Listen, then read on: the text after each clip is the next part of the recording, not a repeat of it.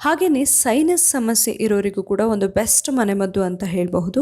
ನಮ್ಮ ಅಡುಗೆಯಲ್ಲಿ ನಾವು ಪ್ರತಿನಿತ್ಯ ಬಳಸುವಂತಹ ಅನೇಕ ರೀತಿಯ ಮಸಾಲೆ ಪದಾರ್ಥಗಳು, ಸಾಂಬಾರ ಪದಾರ್ಥಗಳು ನಮ್ಮ ಆರೋಗ್ಯಕ್ಕೆ ತುಂಬಾನೇ ಒಳ್ಳೆಯದು ಅಂತಾನೆ ಹೇಳ್ಬಹುದು. ಅನೇಕ ರೀತಿಯ ಮನೆಮದ್ದುಗಳನ್ನು ಕೂಡ ನಾವು ಇವುಗಳಿಂದ ಮಾಡ್ಕೊಳ್ಬಹುದು.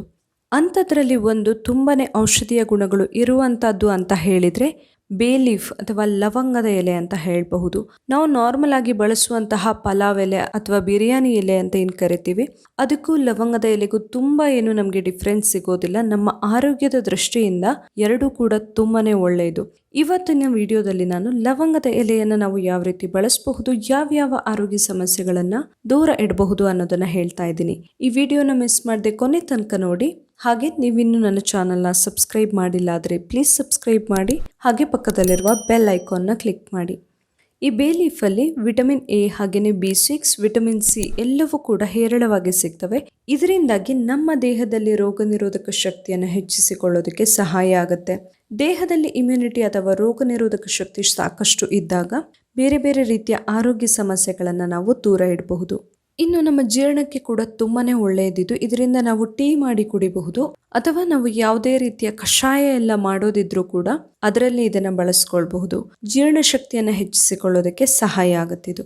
ಹಾಗೇನೆ ಸೈನಸ್ ಸಮಸ್ಯೆ ಇರೋರಿಗೂ ಕೂಡ ಒಂದು ಬೆಸ್ಟ್ ಮನೆಮದ್ದು ಅಂತ ಹೇಳಬಹುದು. ಈ ಬೇ ಲೀಫ್ ಇಂದ ಒಂದು ಕಷಾಯ ಅಥವಾ ಟೀ ಮಾಡಿ ಕುಡಿಯೋದ್ರಿಂದ ಅಥವಾ ಅದರ ಸ್ಮೆಲ್ ಅನ್ನು ತಗೊಳ್ಳೋದ್ರಿಂದ ಕೂಡ ಸೈನಸ್ ಸಮಸ್ಯೆ ದೂರ ಆಗುತ್ತೆ.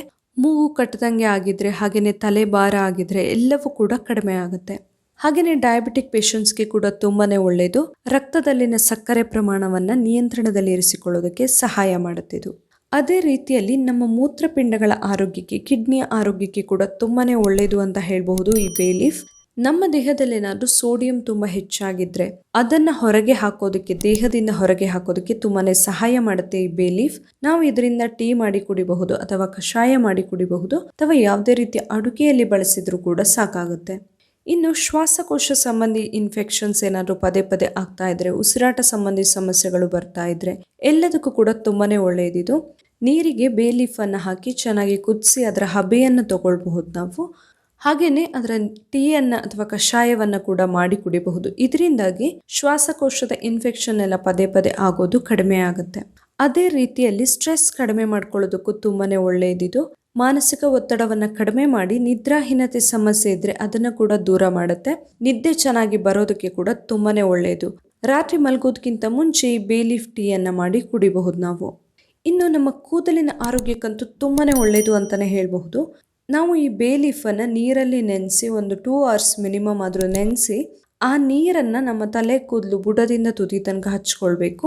ಇದರಿಂದಾಗಿ ತಲೆ ಕೂದಲ ಬೆಳವಣಿಗೆಗೆ ತುಂಬಾನೇ ಸಹಾಯ ಆಗುತ್ತೆ. ಹಾಗೇನೆ ತಲೆಯಲ್ಲಿ ತುಂಬಾ ಹೊಟ್ಟು ಇದ್ರೆ ಕೂಡ ಕಡಿಮೆ ಆಗುತ್ತೆ. ನೋಡಿದ್ರಲ್ಲ ಬೇ ಲೀಫ್ ಅನ್ನ ಯಾವ ರೀತಿ ಬಳಸಬಹುದು, ಯಾವ ಯಾವ ಆರೋಗ್ಯ ಸಮಸ್ಯೆಗಳನ್ನ ದೂರ ಇಡಬಹುದು ಅಂತ ಹೇಳಿ. ಈ ವಿಡಿಯೋ ಇಷ್ಟ ಆಗಿದ್ರೆ ಲೈಕ್ ಮಾಡಿ, ಹಾಗೆ ಶೇರ್ ಮಾಡಿ. ನಾಳೆ ಇನ್ನೊಂದು ಹೊಸ ವಿಡಿಯೋದೊಂದಿಗೆ ಮತ್ತೆ ಬರ್ತೀನಿ. Thank you.